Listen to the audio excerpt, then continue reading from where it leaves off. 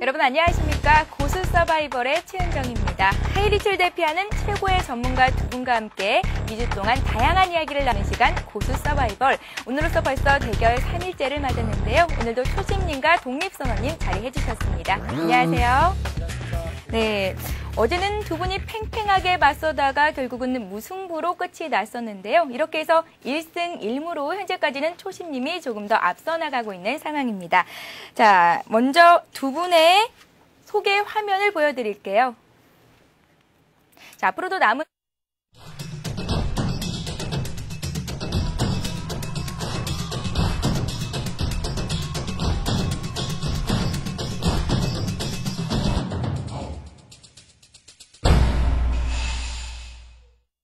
네, 고수 서바이벌은 두 분 가운데 한 분만이 살아남는 서바이벌 형식으로 진행이 됩니다. 자, 여러분의 한 표 한 표가 모여서 승자를 결정하게 되는데요. 1번은 초심, 2번은 독립선언님입니다. 지지하시는 전문가의 번호를 눌러주시면 됩니다. 자, 토론뿐만이 아니라 시청자들의 궁금증을 해결해드리는 시간도 마련돼 있으니까요. 전화와 문자 그리고 게시판을 통해서 많은 참여를 부탁드리겠습니다.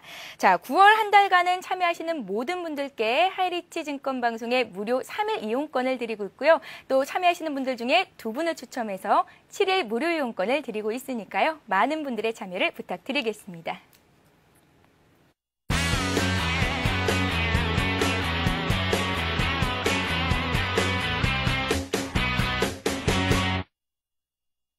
네, 코스피 지수가 어제 급등하면서 1718포인트까지 올랐었는데요. 오늘은 그에 따른 부담으로 조금 하락했지만 그래도 1710선은 지켜주는 모습을 보였습니다.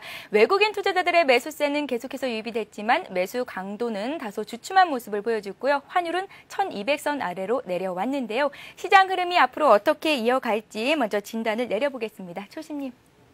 네.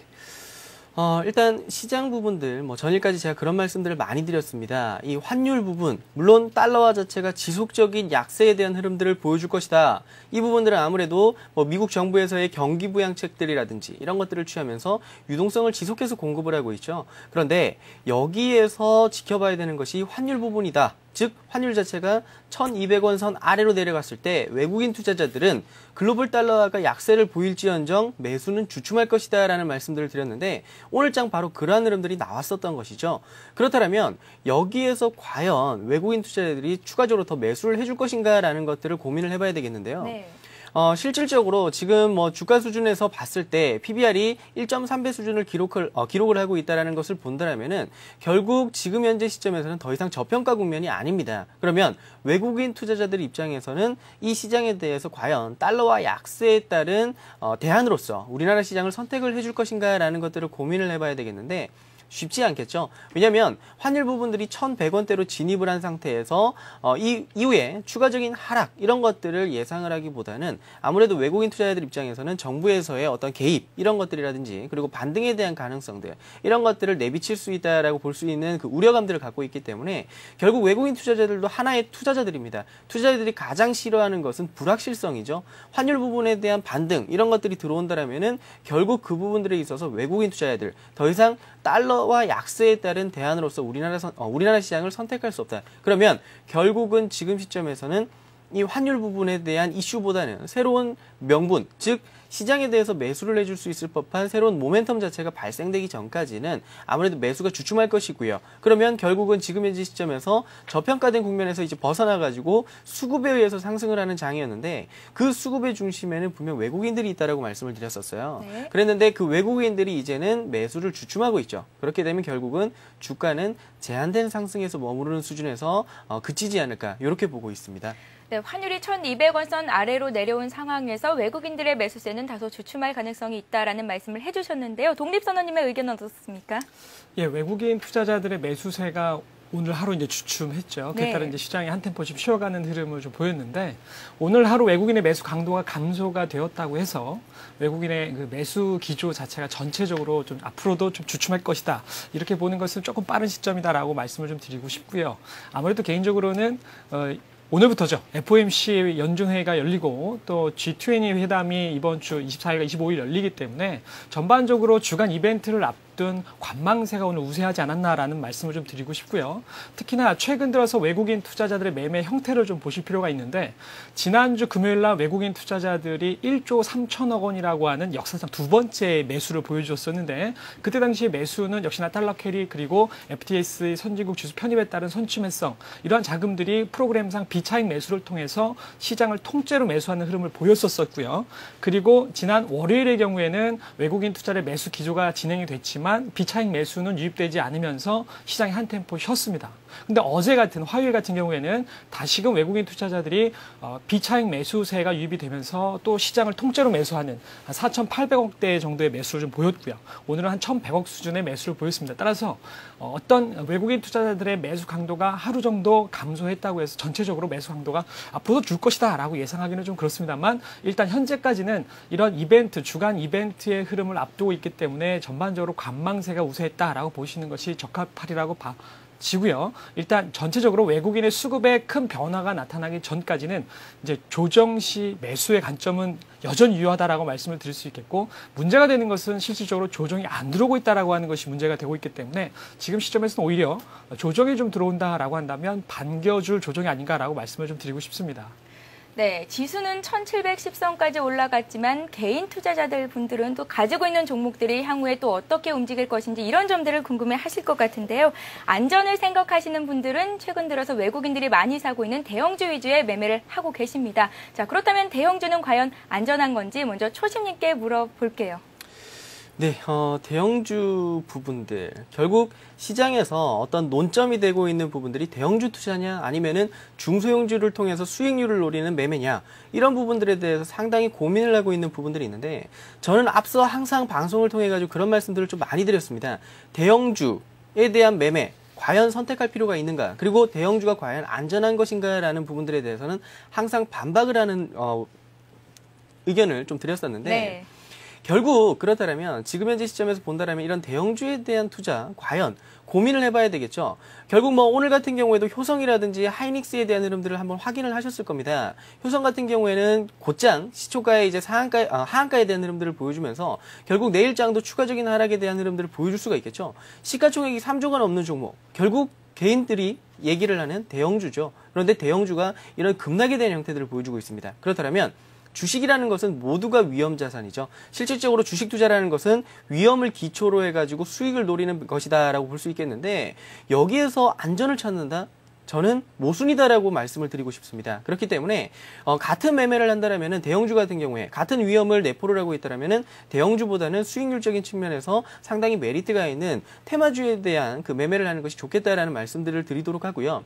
그렇다면 테마주 자체를 왜 그렇게 위험하다라고 보고 있느냐라는 부분들을 말씀을 드리면은 결국은 그동안에는 테마주에 대한 매매 자체를 제대로 알지 못한 상태에서 그리고 어떤 그 전문가들이 나와서 테마주에 대한 얘기를 했을 때 본인 스스로도 잘 알지 못하면서 개인 투자자들에게 막연하게 시세가 나는 종목군들에 대해서 테마주다라는 그냥 껍데기만을 씌워놓은 상태에서 그런 종목들에 대한 매매를 강요를 하고 그러다 보니까 테마주에 대한 인식 자체가 조금은 안 좋은 쪽으로 쏠려 있는 부분들이 있었다 뿐이지 실질적으로 시장에서 가장 안전한 종목은 테마주다라는 말씀을 드리겠습니다. 왜냐하면 테마주라는 것은 시장에서의 어떤 하나의 트렌드 자체를 쫓아가는 것이기 때문에 결국 그 부분들에 있어가지고 수급이 쏠리는 종목군들을 매매를 하는 것이겠죠. 그러면 대형주든 중소형주든 아무런 상관이 없이 수급적인 측면에서 어떤 그 매기가 몰리는 쪽으로 가는 것이기 때문에 분명 오히려 더 안정적이다라고 할 수 있겠죠. 예를 들어 같은 음식 장사를 하더라도 유동인구가 많은 곳에 가서 장사를 할 경우에 훨씬 더 많은 수익을 노릴 수 있고 그리고 거기에서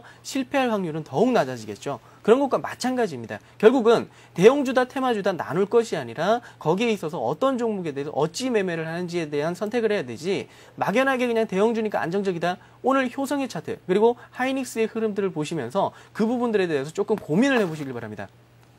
네, 알겠습니다. 대형주가 안전한 것은 아니다. 그리고 테마주가 오히려 안전할 수 있다라는 의견을 내주셨는데요. 독립선언님 반박하셔야죠. 예, 졸지에 효성 한 종목 때문에 대형주가 불안전한 투자가 돼버린 것 같은데요.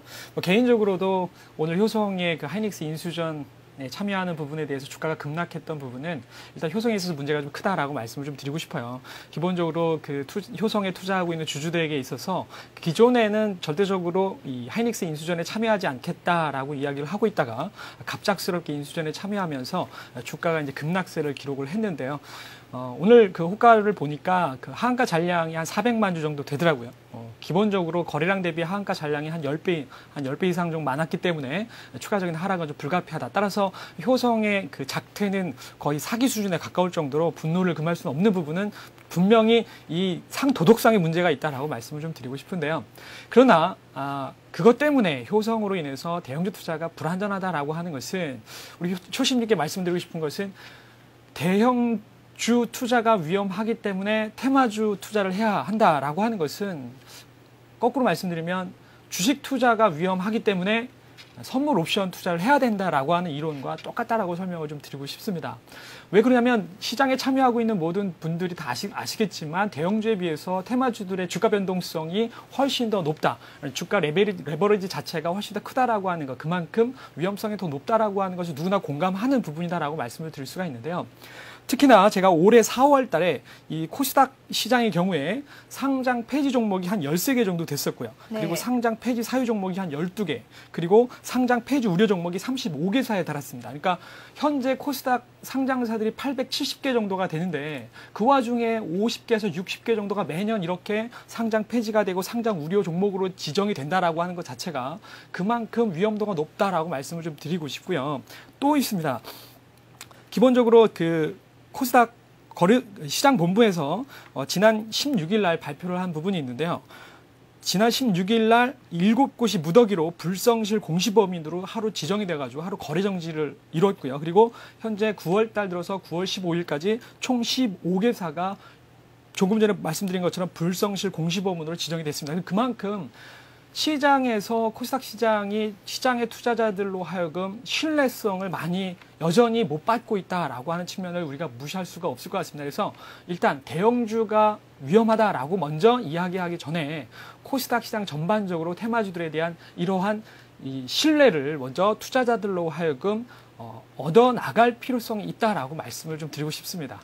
네, 여기까지 들어본 상태에서 두 분의 지지도를 한번 살펴볼게요. 현재 51%의 지지를 받고 계신 초심님, 그리고 독립선언님이 하신 49%의 지지를 받고 계신데요. 아직까지는 박빙의 승부가 펼쳐지고 있습니다. 자, 이어서 다음 논쟁을 해보죠. 자, 그렇다면 주식시장에 과연 안전한 투자라는 건 있을 수 있는지 초심님께 여쭤볼게요. 네, 일단 독립선언님께서 자료를 제대로 준비를 하셨습니다. 저를 조금 궁지로 몰아세우기 위해서 준비를 많이 하신 것 같은데, 그렇다면 이렇게 여쭤보고 싶습니다. 독립선언님께. 네.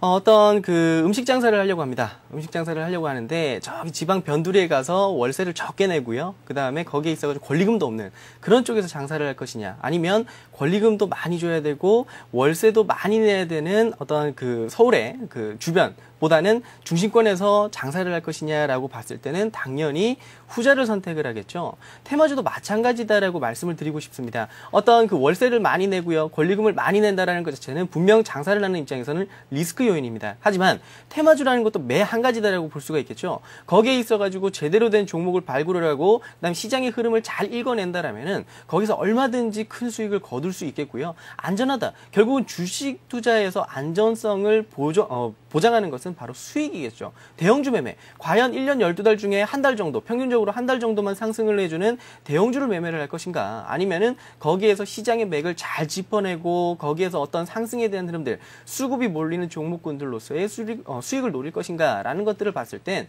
결국 안정적인 투자, 물론 주식 투자에서 안정적이라는 건 없습니다. 그렇지만 거기에서의 흐름 자체만 잘 읽어낸다라면은 테마주 활용을 하기에 따라서는 충분히 많은 수익들, 그러면서도 안정적인 매매 자체를 이끌어낼 수 있겠다라는 말씀을 좀 드리도록 할게요. 네, 장기 투자와 단기 투자에 따라서 또 초점이 좀 엇갈릴 것 같다는 생각도 드는데요. 독립선언님 의견 들어볼게요. 일단 앞에서 초심님께서 비교하시기를 그 서울 쪽 수도권 지역의 뭐 식당하고 그리고 지방의 식당과 비교를 하시는데 뭔가 하나 좀 착각을 하시는 것이, 기본적으로 여기서 그 초심님이 잘못 생각한 부분은 유동 인구만 생각한다는 거죠. 네. 거래에 대한 어떤 그 금액 자체를 시장의 규모 자체를 생각하지 않는 거라고 말씀을 드리고 싶습니다. 그러니까 거래소 시장에서 움직이는 거래의 자금과 개인 투자자들이 중심이 되고 있는 코스닥 시장에서의 자금력 자체가 기본적으로 틀리지 않습니까? 그러니까 거래소 시장 같은 경우에는 외국인이라든지 기관 투자와 같은 가격 방어의 주체가 있지만 코스닥 시장이라고 하는 것은 개인 투자자들 외에는 주가 방어의 주체가 없습니다. 따라서 시장이 전반적으로 좋지 않게 흘러갔을 때는 기본적으로 거래 종목이 그래도 안전하다라고 볼 수 있는 것은 외국인이라든지 기관 투자가들 주가 방어 주체가 있기 때문에 주가 변동성 자체가 작지만 코스닥 시장의 경우에는 일반적으로 집중력이 떨어지기 때문에 주가를 방어하기보다는 투매에 동참하는 개인 투자들이 훨씬 더 많다는 것이죠. 따라서 주가의 변동성은 그만큼 더 높을 수밖에 없고 결국 레버리지가 높다라고 하는 것은 그만큼 위험이 더 높다라고 말씀을 좀 드리고 싶습니다. 물론 이 주식 투자라고 하는 것이 아까 초심님께서도 말씀하신 것처럼 기본적으로 위험 자산입니다. 예금 같은 경우에는 연 5%에서 한 7%대의 고정 수익을 얻을 수 있고요. 그리고 채권의 경우에는 연 5%에서 한 10% 정도의 고정 수익을 얻을 수 있지만 주식 투자 같은 경우에는 시장 수익률로 보았을 때 상하 플러스 마이너스 30% 정도의 레버리지를 갖추고 있습니다. 그렇기 때문에 주식에 있어서는 기본적으로 손실도 볼 수 있다라고 하는 것이죠. 그렇기 때문에 위험 자산이다라고 설명을 좀 드릴 수 있겠습니다만 그렇다고 해서 주식 투자라고 하는 것은 기본적으로 자본주의 시장의 꽃 아니겠습니까? 기본적으로 회사라고 하는 것은 그 재반 운영 비용을 대기 위해서 자본금이라고 하는 것이 필요하고 그렇기 때문에 그 자본금을 바탕으로 해서 기업이 주주로부터 하여금 권리를 주식으로서 줌으로써 그 투자를 받음으로써 회사가 운영되는 그런 측면들이 있는데 결국 자본주의 시장에서는 주식 투자는 없어서는 안 될 아주 중요한 부분이라고 할 수 있겠죠. 다만 리스크라고 하는 것은 항상 존재하고요. 그리고 수익을 얻기 위해서는 기본적으로 리스크 없이는 수익을 얻을 수가 없습니다. 따라서 여러분들이 주식 투자를 하실 때 마인드가 중요하다고 봅니다. 기본적으로 주식 투자를 하실 때 좀 확률을 높이기 위해서 기본적으로 기업의 가치에 투자를 하고 뭐 기술적인 측면, 기본적인 측면, 그리고 수급적인 측면을 좀 높여서 확률적으로 높이는 측면, 그리고 리스크 관리를 통해서 주식 투자를 통해서 수익을 내는 것이 중요하다라고 말씀을 드리도록 하겠습니다. 네, 주식에 안전한 투자는 없겠지만 그래도 리스크를 최소화할 수 있는 종목들로 투자를 해보는 것이 안전한 투자를 할 수 있는 방법이라는 말씀까지 들어봤습니다. 자, 투표에 참여하시는 모든 분들께는요, 하이리트 증권방송 3일 무료 이용권을 드리고 있습니다. 또 투표뿐만이 아니라 상담하고 싶은 내용들이 있으면 투자 고수는 해결사에서 상담을 해드릴까요? 이 같은 의문점들도 함께 문의해 주시기 바랍니다. 자, 이 방송이 끝난 7시부터는 하이리트 사이트에서 종목 상담 해드리고 있습니다. 이 같은 내용들도 있으니까요. 무료 이용권 받으셔서 참여하시기 바랍니다. 자, 현재까지의 참여 현황을 보겠습니다. 1번이 초심이고요. 또 2번이 독립선언님이신데요. 현재까지 시장 참여 현황을 보면 자, 초심님이 51%로 여전히 조금 더 앞서 나가고 계신 모습입니다. 자, 방송 중에 소감도 말씀해 주신 분들께도 또 무료 이용권을 제공해드립니다. 당첨자는 내일 이 시간에 고지를 해드리겠습니다. 1부 순서는 여기서 마치고요. 이어서 2부 순서를 이어가겠습니다. 늘렸습니다. 드디어 오토클럽이 여러분의 사랑에 힘입어 1시간으로 늘렸습니다. 목요일 오전 11시 다양한 차량 정보와 드림카를 만날 수 있는 시간. 오토클럽이 준비한 알찬 코너들.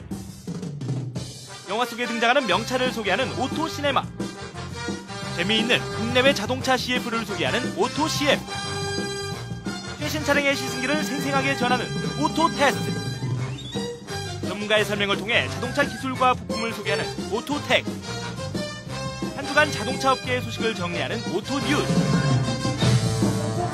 이제 더욱더 풍성해진 오토클럽과 함께하십시오.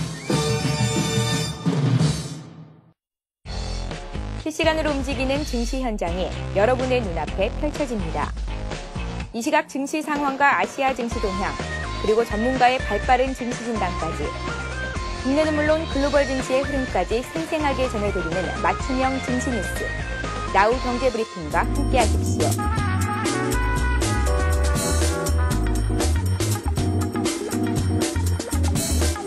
서울경제TV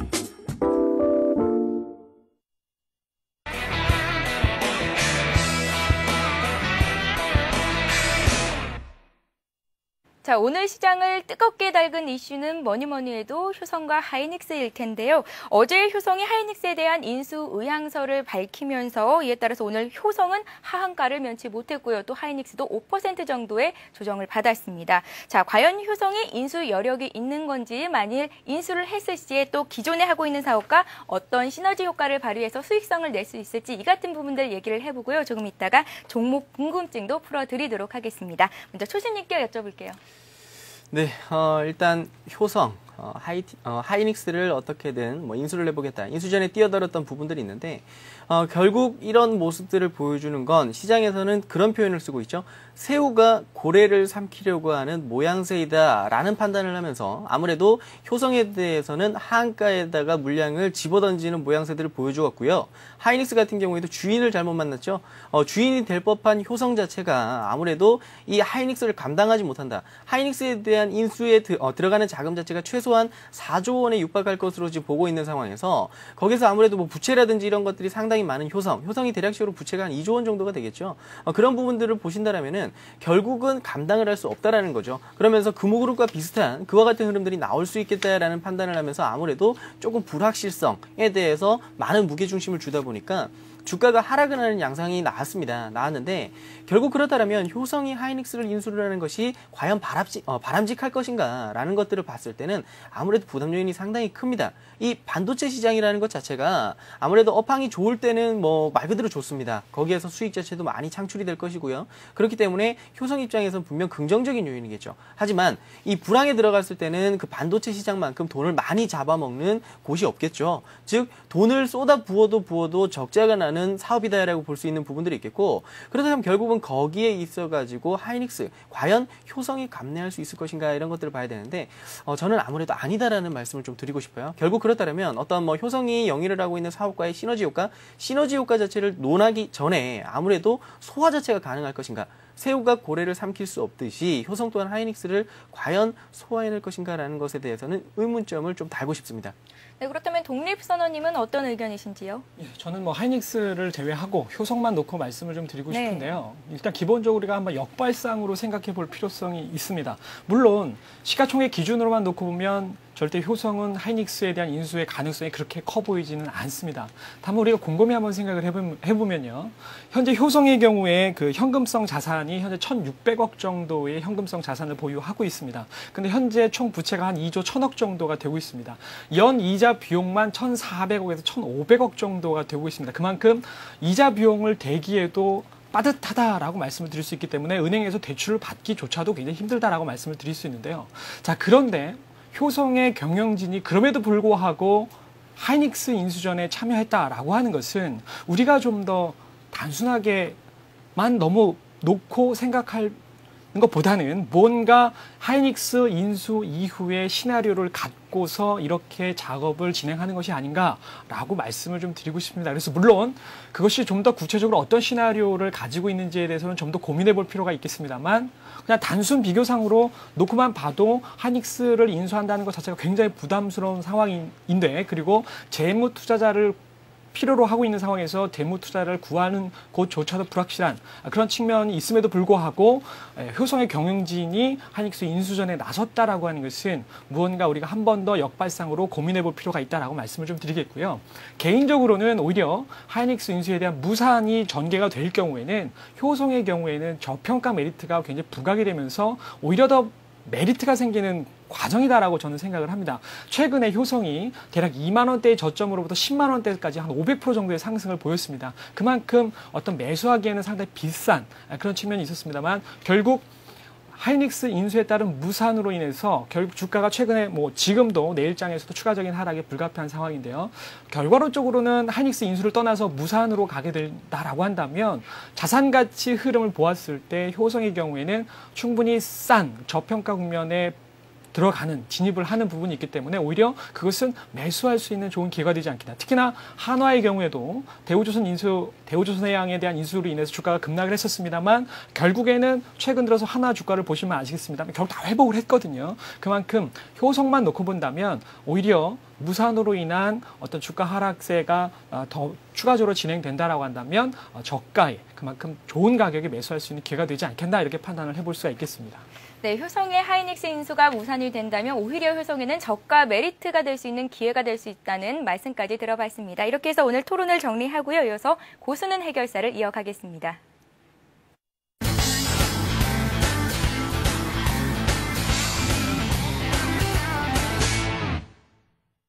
자, 오늘도 많은 문의가 왔는데요. 오늘 상담을 받지 못하셨다고 상실하지 마시고요. 또 오늘 무료 이용권 받으셔서 두 분의 전문가와 직접 상담할 수 있는 기회도 있으니까 이런 기회들을 노려보시기 바랍니다. 첫 번째 전화 연결해 볼게요. 안녕하세요. 예, 안녕하세요. 네, 안녕하세요. 어디 사는 누구신가요?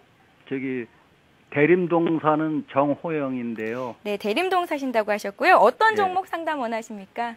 두산이요. 네, 두산이요. 비중은 얼마나 두셨고 또 매수가는 얼마에 하셨는지요? 40% 98,000원이요. 네, 40%를 98,000원에 하셨다고 네. 하셨는데요. 뭐 특별히 궁금하신 점 있으십니까? 지금 좀 내렸는데 얼마에 이제 목표가가 얼마고 손절가가 얼마인가 좀 알고 싶어서 했는데. 네, 오늘 94,300원 선에서 종가를 냈었는데요. 앞으로 이제 어떻게 움직일지 향방에 대해서 진단을 해드릴 테니까요. 예. 전화 계속 지켜보시기 바랍니다. 예. 네, 이 같은 종목은 먼저 독립선언님께 여쭤볼게요. 예, 우선 단기적으로 좀 소폭의 손실을 좀 보고 계신 것 같습니다. 일단 두산의 경우에는 두산그룹의 지주회사이죠. 대체적으로 그 지분별 평가이익이 두산중공업으로부터 나오게 되는데 하반기에 전 세계적인 글로벌적으로 경기 회복에 따른 프렌트 어떤 해외 수주에 따라서 실적 개선의 효과가 좀 나타날 것으로 예상이 좀 되고 있습니다. 두산의 경우에는 최근에 문제가 많이 그동안 됐던 것이 바로 이 미래에셋 증권에서 미래에셋 펀드에서 나오는 환매 물량으로 인해서 주가가 굉장히 오랜 시간 동안 하락을 겪어왔었는데요. 최근 들어서 전반적으로 미래 펀드에서의 환매가 전반 소진되었기 때문에 일단 수급적인 불안감에서는 어느 정도 좀 해소가 되었다라고 말씀을 좀 드릴 수가 있겠습니다. 그래서 전반적으로 어떤 실적 개선의 모멘텀은 두산인프라코어 그리고 두산중공업에서도 나타나고 있기 때문에 일단 실적에 대한 모멘텀은 충분히 주어져 있다라고 말씀을 좀 드릴 수가 있는데 일단 단기적으로 좀 손실이 나 계시기 때문에 기술적인 차트의 흐름을 통해서 좀 더 자세하게 세심하게 전략을 좀 짜드리도록 하겠습니다. 자, 차트를 보시게 될 텐데요. 일단 두산의 경우에 과거의 히스토리를 좀 알아두실 필요성이 있겠습니다. 제가 올해 지난해 11월 달에 저점이 형성되었을 때 주가의 기본적인 1차 목표치는 그 구름층 상단부까지다라고 제가 최근 종목 진단에서 계속 말씀을 좀 드리고 있는데요. 바로 그 라인까지 올라왔다가 기본적으로 눌림의 흐름이 들어갔습니다. 그리고 나서 다시 저점을 형성하고 나서 상승을 했는데 결국 구름층 상단부 바로 두 번째 저점 지지점이었죠. 이 두 번째 저점 지지점에서의 상단 목표치에서 또 한 번 저항이 걸려지면서 다시 한번 주가의 하락세를 좀 기록을 하는 단기적으로는요. 최근에 8만 원 선의 저점으로부터 상단 목표치였던 10만 원의 저항을 걸렸으면 단기 좀 저항을 받고 조정의 눌림의 흐름이 전개가 되고 있습니다. 대체적으로 일목균형표상에서 주가의 저점과 저항대들이 대체적으로 이렇게 판별이 된다라고 설명을 좀 드릴 수가 있는데요. 자, 일단은 저항을 맞고 밀렸기 때문에 일단 지지점부터 찾아주는 것이 일단 순서다라고 설명을 좀 드릴 수가 있겠습니다. 일단은 주가의 흐름이 한번 꺾였기 때문에 보통 대형주들은 한번 꺾이면 좀 시일이 좀 걸립니다. 그래서 대략적으로 지지 포인트는 일목균형표상 전환 기준선이 놓여 있는 9만 원대 라인의 기준선의 지지점을 찾으시면 될 것 같고요.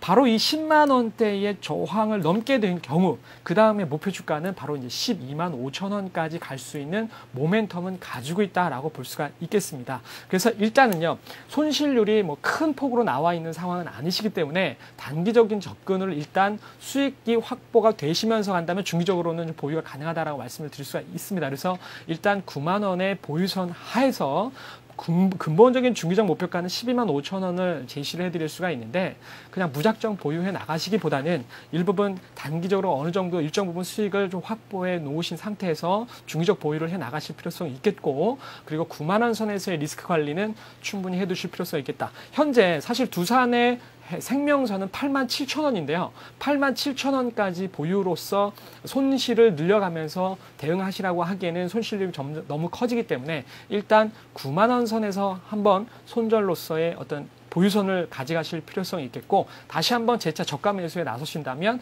8만 7천 원에서의 재매수를 8만 7천 원으로서의 재매수로서 대응을 해 나가시면 되실 것 같습니다. 네, 두산 9만 원을 지지선으로 보시고 또 중기적인 보유 관점에서 나가신다면 12만 5천 원 선까지 수익을 보실 수 있는 여력도 있으니까요. 이 같은 점들 체크해보시고 장기적으로 투자해보시기 바랍니다.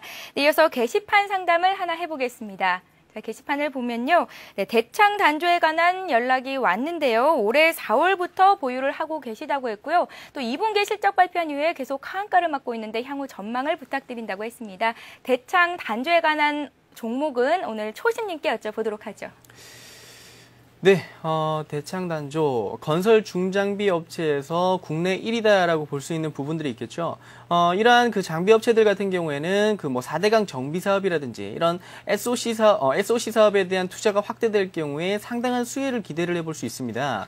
그런데 이 정부에서 지금 추진을 하고 있는 부분들을 보신다라면은 건설 경기 이런 쪽을 좀 부양을 해가지고 경기 자체를 한번 그 이끌어 나가 보겠다라는 부분들에 대해서 정부에서 적극적인 육성 방침 이런 것들은 좀 취하고 있죠. 그러다 보니까 이 4대강 정비라든지 이런 부분들에 대한 예산을 계속해서 확대해 나가는 부분들이 있는데 그렇다면 대창단조 같은 종목군들 같은 경우에는 향후에 이와 같은 흐름, 즉 정부 정책 수혜주로서 꼽힐 수 있는 부분들이 있겠다. 이렇게 말씀을 드릴 수 있습니다. 그리고 이런 부분들이 있기 때문에 그렇다면 과연 주가는 어떻게 움직였느냐 차트를 보시면 설명을 드리도록 할게요. 지금 보시는 바와 같이 주가는 분명 제가 긍정적이다라는 말씀을 드렸습니다. 건설 중장비 업체로서 건설 중장비 부품 업체로서 1위이기 때문에 거기에 있어서 수혜가 기대된다라는 말씀을 드렸는데 주가는 아랫방향으로 흐르고 있죠.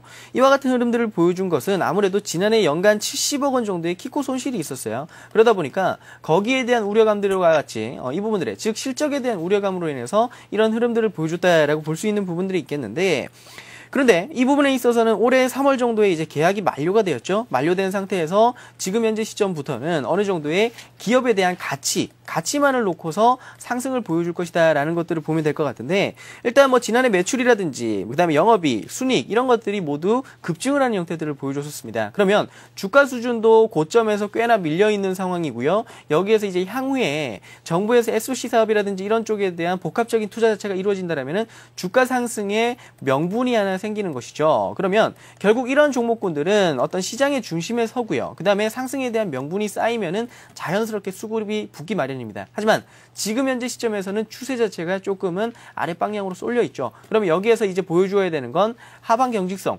더 이상 주가가 빠지지 않는다라는 것을 투자자들에게 확인을 시켜줘야 됩니다. 그런 확인을 시켜준다라면은 그 다음에 이제 발생이 되는 흐름은 반등이겠죠. 반등에 대한 흐름들을 한번 보실 수가 있겠는데, 그럼 결국은 지금 현재 시점에서는 어느 정도의 지지선을 설정을 하고요. 그 지지선 자체는 14,000원으로 설정을 한번 해드리도록 하겠습니다. 14,000원 정도를 보유선으로 설정을 하시도록 하고, 그다음 반등이 올라오는 흐름에서 저항대.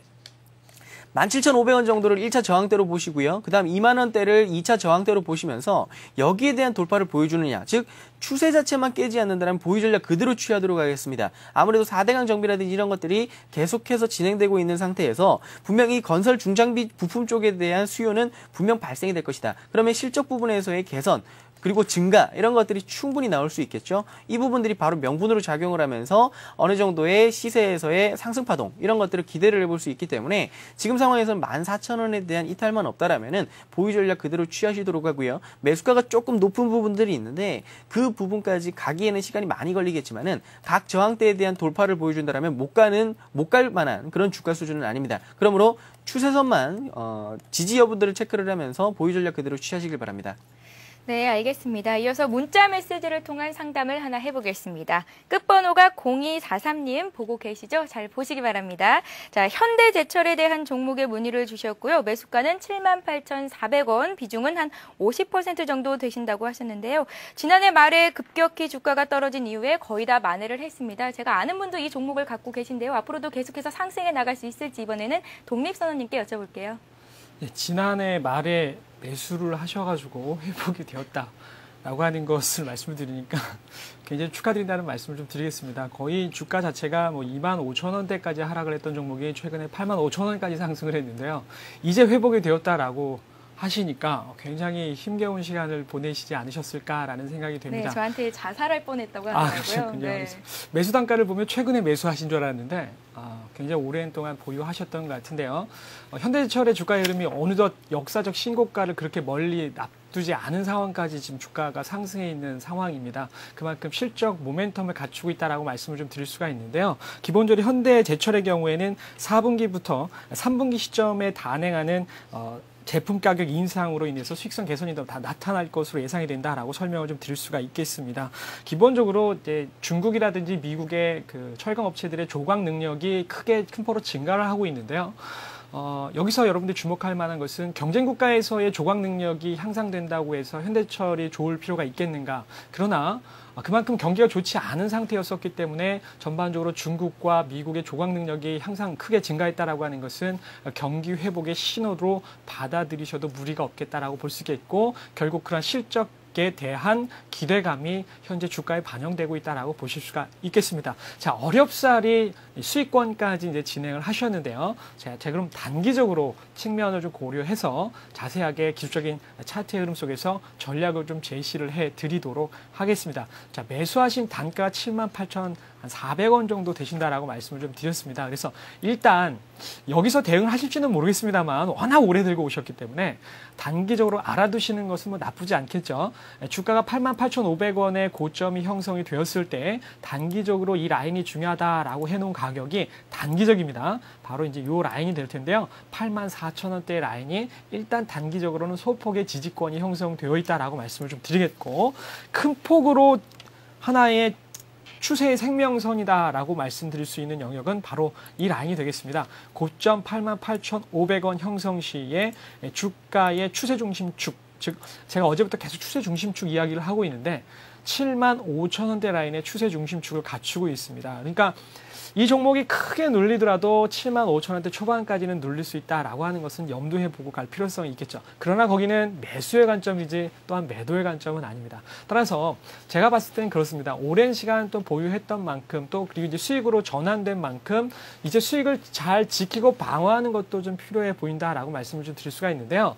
예를 들어서 뭐 84,000원의 단기적인 지지 라인이 좀 깨졌다. 그러다 보면 일부 비중의 수익을 확보를 해 놓으셨다가 조금 전에 설명드렸던 대로 대략 75,000원대의 추세 중심축, 여기서는 매수하셔도 손실 보기 꽤 어렵습니다. 그렇기 때문에 좀 저가에 매수할 수 있는 이런 여력도 준비해 놓으시고 대응하는 것이 무엇보다 중요하겠다라고 설명을 좀 드리도록 하겠습니다. 네, 알겠습니다. 마지막으로 전화 상담을 한 분 더 해볼게요. 안녕하세요. 네, 안녕하세요. 네, 어디 사시는 누구신가요? 서울이고요.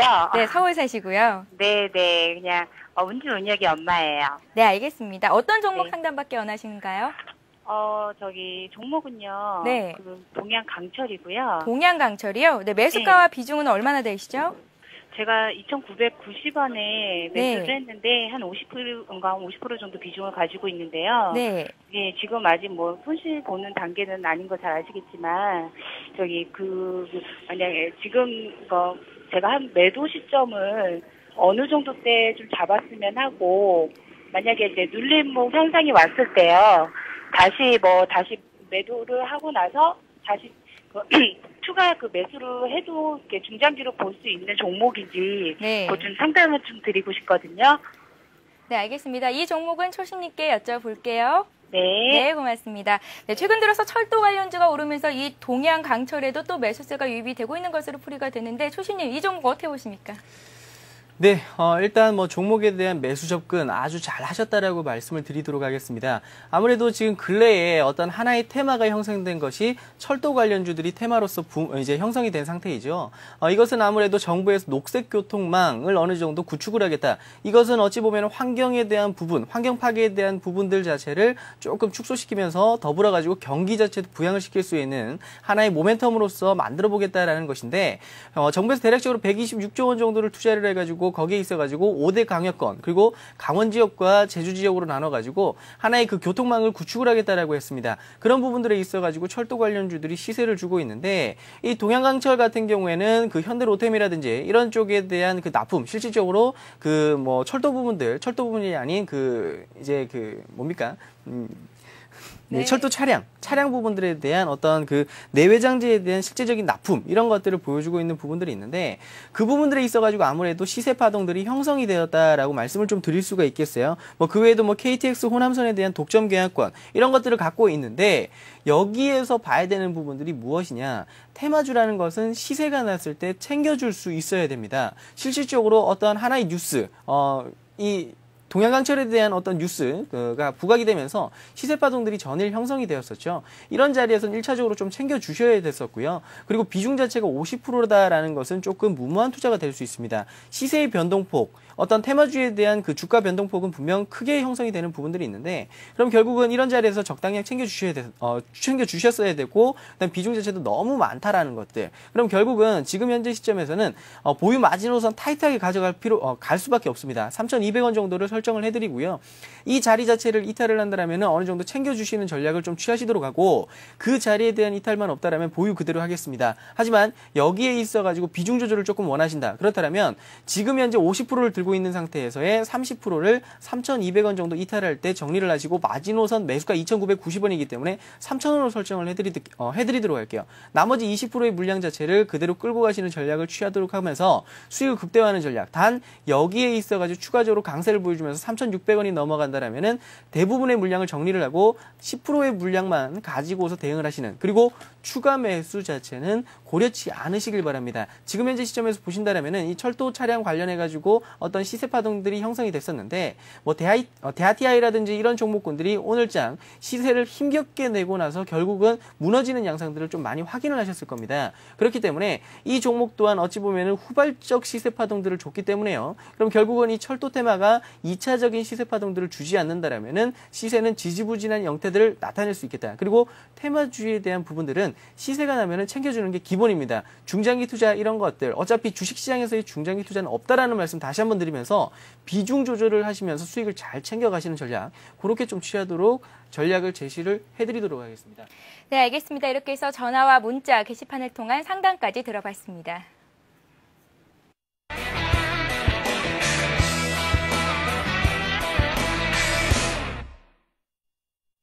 네, 오늘 많은 이야기들을 해주셨는데요. 그렇다면 초심님 앞으로 관심 가지고 지켜볼 만한 종목이 있다면 하나 또 부탁드립니다.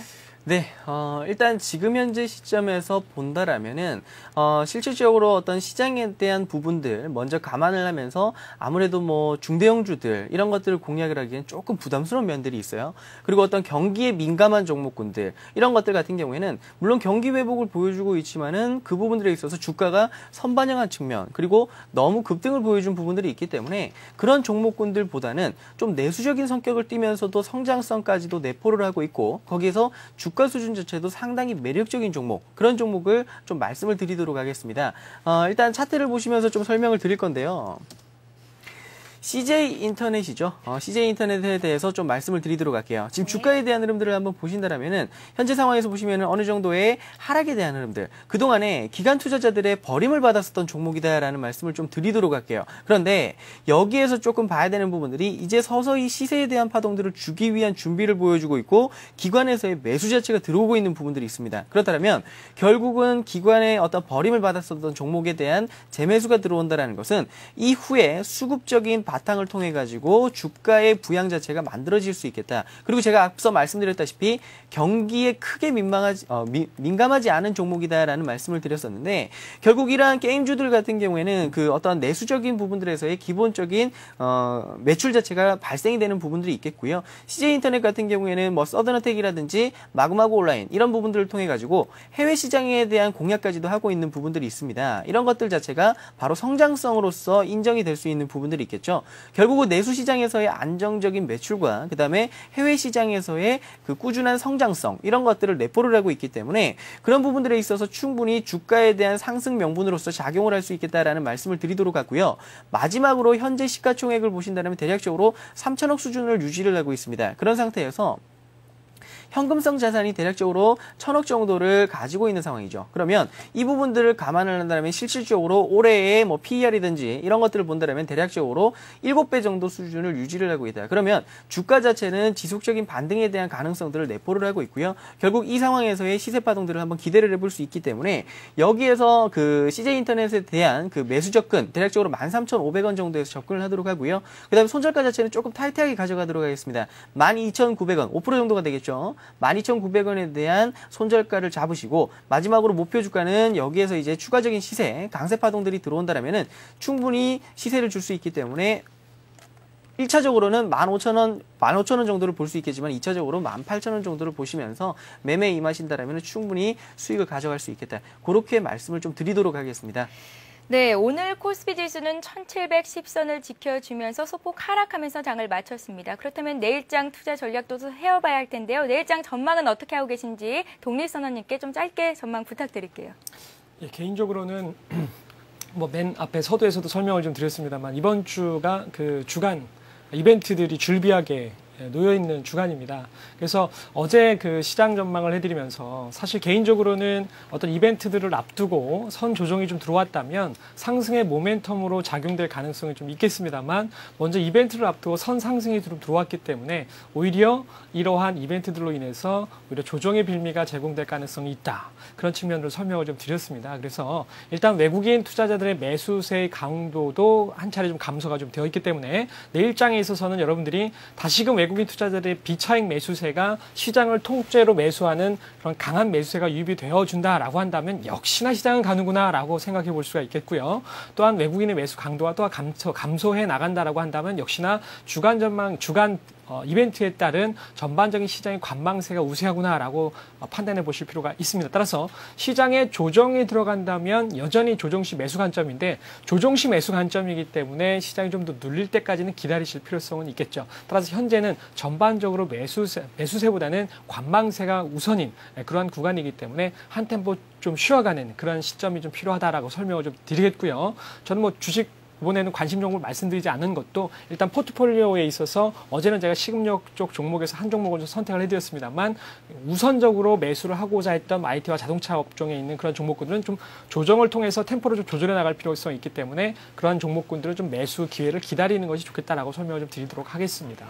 네, 이렇게 해서 내일장 전망까지 들어봤습니다. 자, 2주 뒤에 최훈의 새우의 승자는 어떤 분이 될 것인지 끝까지 지켜봐야 할 것 같습니다. 오늘도 두 분 말씀 고맙습니다.